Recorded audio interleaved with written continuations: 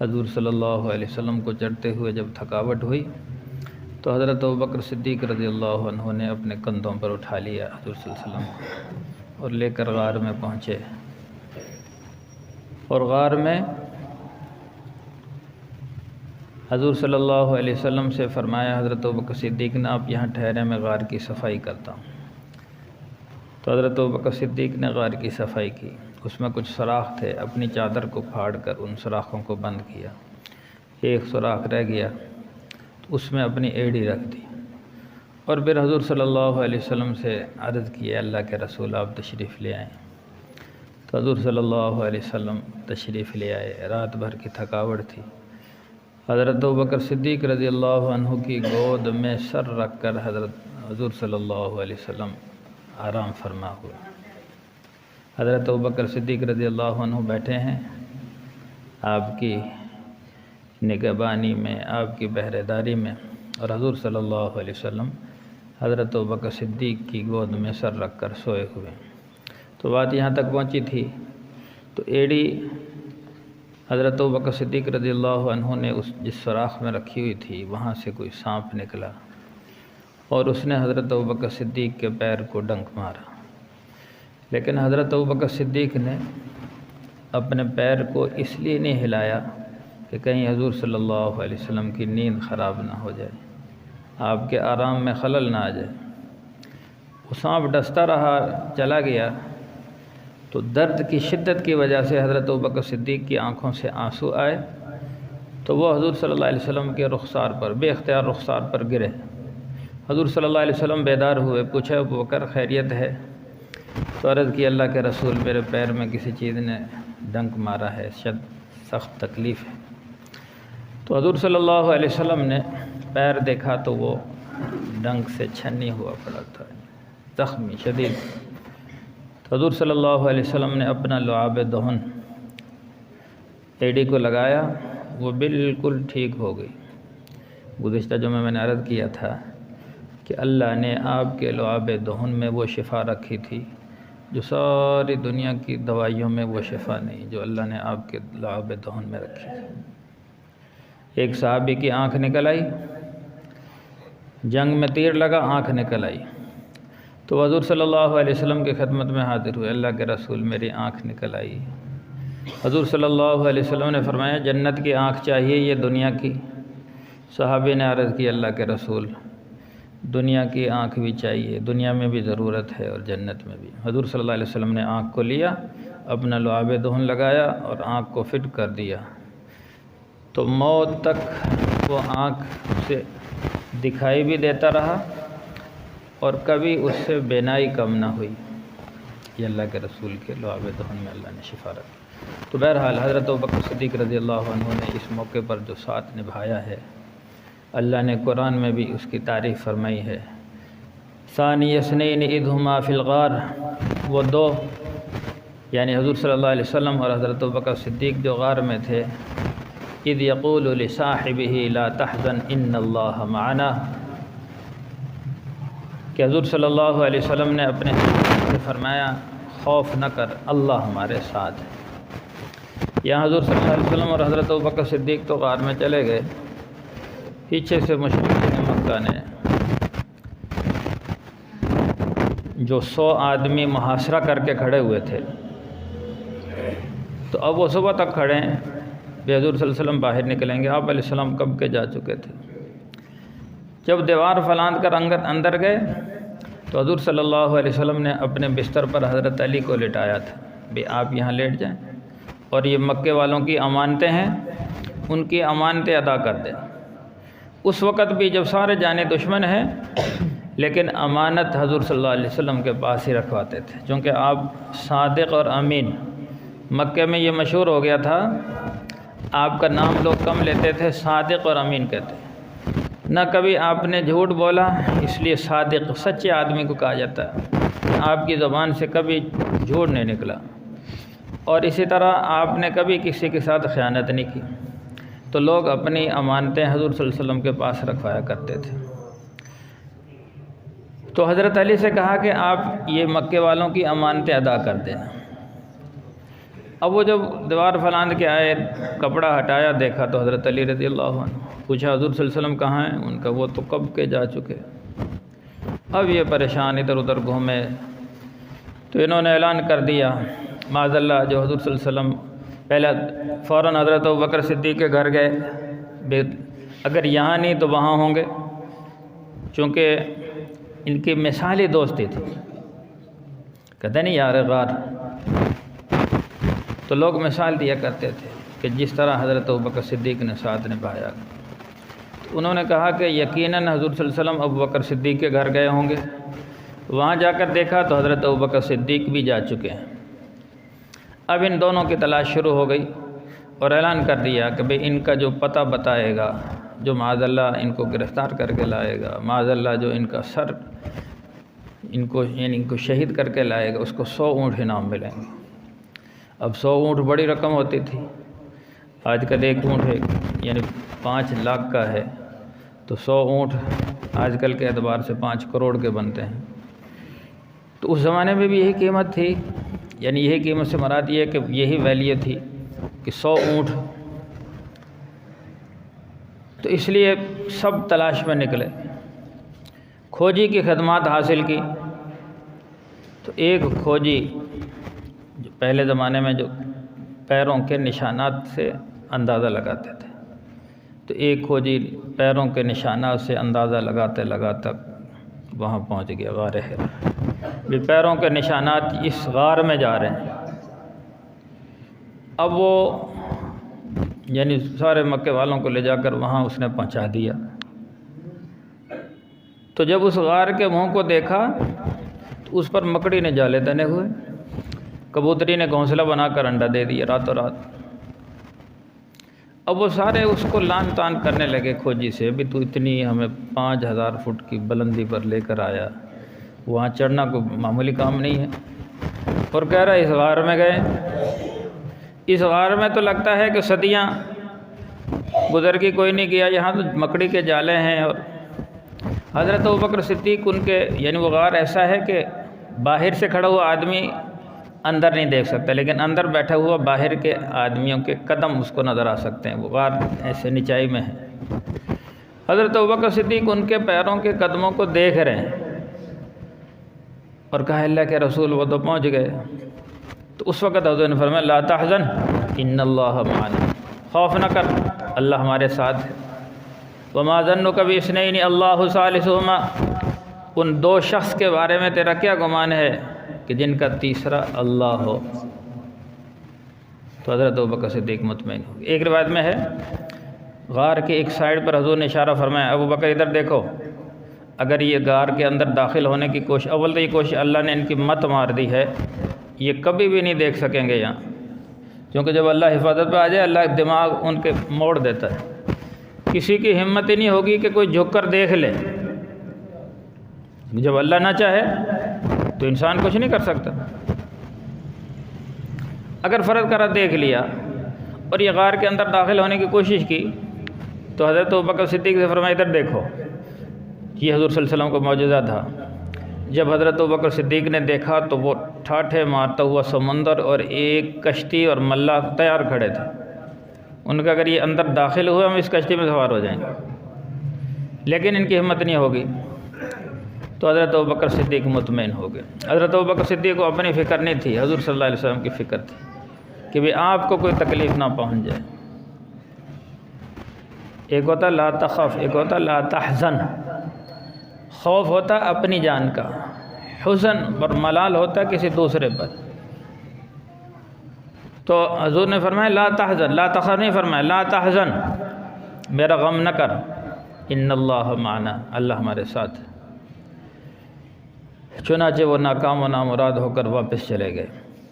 اب حضرت ابوبکر صدیق نے اپنے سارے خاندان کو خدمت پہ لگایا، صرف خود خدمت نہیں کر رہے، اپنی بیٹی حضرت جو عائشہ سے بڑی بیٹی کا نام اسماء رضی اللہ عنہا تھا، جو حضرت زبیر رضی اللہ عنہ کے گھر میں آئی، تو حضرت اسماء کی ڈیوٹی لگائی کہ تو نے ہمیں 3 دن تک وہاں کھانا پہنچانا۔ حضرت اسماء رضی اللہ عنہا کھانا بنا کر وہاں غار حرا میں 3 دن تک پہنچاتی رہی۔ اور غلام ان کا عامر بن فہیرہ، اس کی ڈیوٹی لگائی کہ بھئی تو نے بکریاں چراتے چراتے وہاں پہنچنا ہے اور ہمیں بکریوں کا تازہ دودھ دینا ہے۔ وہ بکریاں وہاں لے جاتے، چراتے چراتے وہاں پہنچتے، پھر حضرت ابوبکر صدیق بکریوں کا تازہ دودھ وہاں سے نکال لیتے اور خود بھی استعمال کرتے، حضرت حضور صلی اللہ علیہ وسلم کو پلاتے۔ اور اپنے بیٹے عبد الرحمن بن ابوبکر، اس کی ڈیوٹی لگائی کہ دن بھر تم نے ان کی نگرانی رکھنی ہے، کدھر کیا کرتے ہیں، کیا کہاں جاتے ہیں، اور رات ہمارے ساتھ آ کر گزارنی اور مکے کی ساری خبریں ہمیں دینی۔ تو اس طرح حضرت عبد الرحمن بن ابوبکر کے بیٹے تو دن بھر مکے والوں کے ساتھ رہتے اور رات کو چپکے سے غار حرا میں چلے جاتے اور وہاں جا کر ساری خبریں بتاتے۔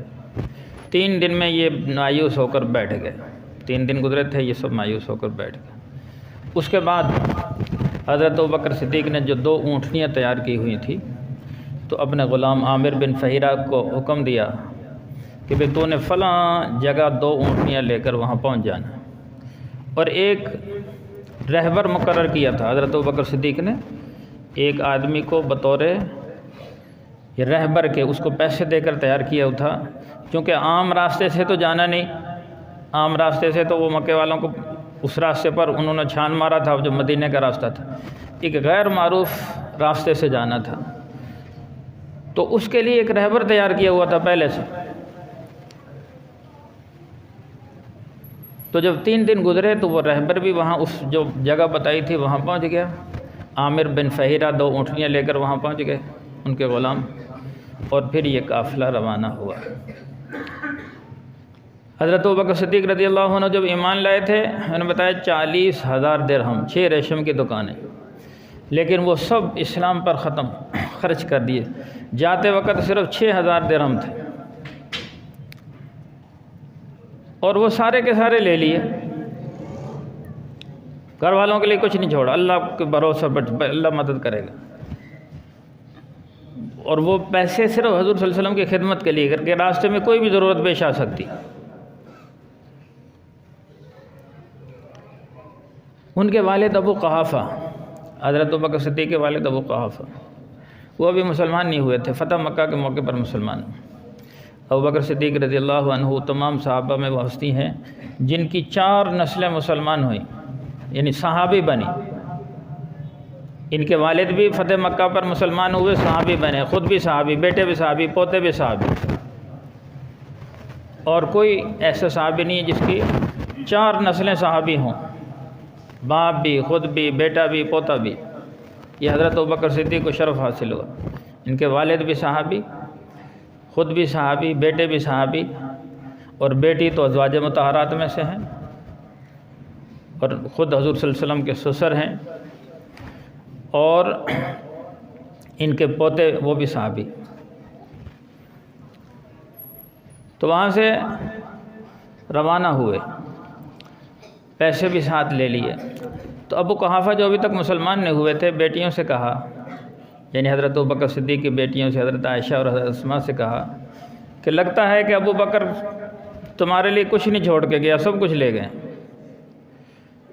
اب چونکہ والد مسلمان نہیں ہوئے تھے، ابھی اس اللہ کی ذات پر ایمان نہیں بنا تھا، توکل نہیں تھا، بیٹیوں کا توکل اللہ پر تھا، بھئی اللہ پالیں گے۔ تو حضرت اسماء نے کہا نہیں ابا جان، وہ تو بہت کچھ چھوڑ گئے۔ ان کو کیا چھوڑ کے گئے؟ تو حضرت اسماء فرماتی ہیں کہ ہم نے وہ ٹھیکریاں جمع کی، جو ایسی چھوٹی چھوٹی ٹھیکریاں جو دینار و درہم کی طرح ہوتی ہیں، اور اس طباق میں رکھی جس میں حضرت ابوبکر صدیق درہم رکھتے تھے، اور ان پر کپڑا ڈالا، چونکہ حضرت ابو قحافہ نابینا ہو گئے تھے، یعنی آخری عمر میں ان کو نظر نہیں آتا تھا، تو ان کا ہاتھ رکھوا دیا، ان کا دیکھو یہ کتنے سارے درہم چھوڑ گئے۔ تو وہ بھی آخر حضرت ابوبکر صدیق کے والد تھے، کہنے لگے توقع تو نہیں تھی کہ ابو بکر اور مال چھوڑ جائے حضور کی خدمت، لیکن یہ انہوں نے اچھا کیا، چھوڑ گئے۔ تو بہرحال حضرت ابوبکر سب کچھ لے کر ساتھ چل دیے، اب راستے میں جو ضرورت پیش آتی وہ پورا کرتے۔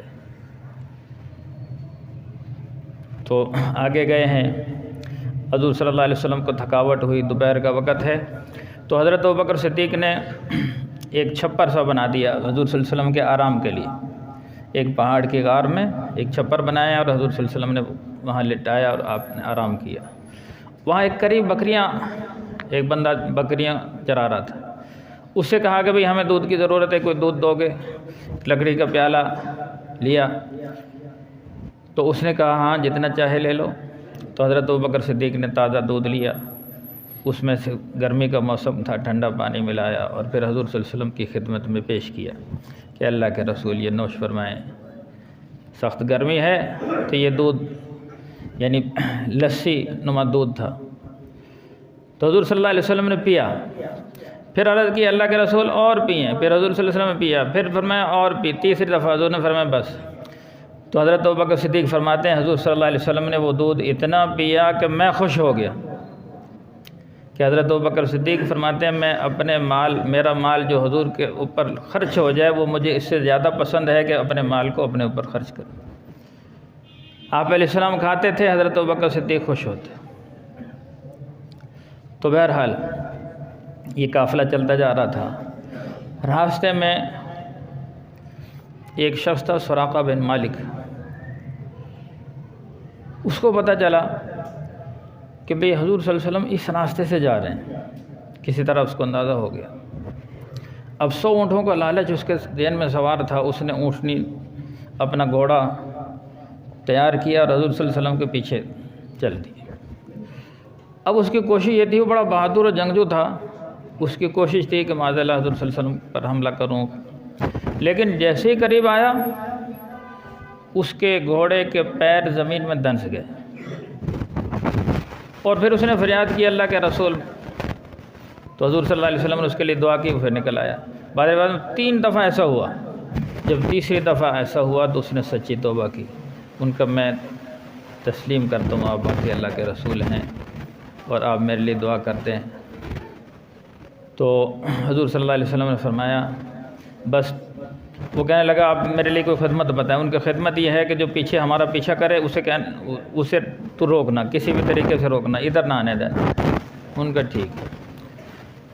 دوسرا حضور صلی اللہ علیہ وسلم نے اس موقع پر ایک پیشین گوئی فرمائی ہے، سراقہ آج تو 100 اونٹوں کے لالچ میں ہمارے پیچھے ہے، ایک وقت آئے گا کیسر و کسرا فتح ہوں گے۔ اس وقت کیسر و کسرا بڑی حکومت تھی، جیسے آج کل روس یعنی چائنا یا امریکہ، بڑے بڑے یہ ملک، اس وقت کیسر و کسرا تو بڑی سلطنتیں تھیں۔ ایک وقت آئے گا کہ مسلمان سب کو فتح کر لیں گے، اور کسرا کے جو کنگن ہیں، اس وقت کے بادشاہ کنگن پہنا کرتے تھے سونے کے، وہ تجھے مال غنیمت میں دیے جائیں گے، کسرا کے کنگن پہنائے جائیں گے۔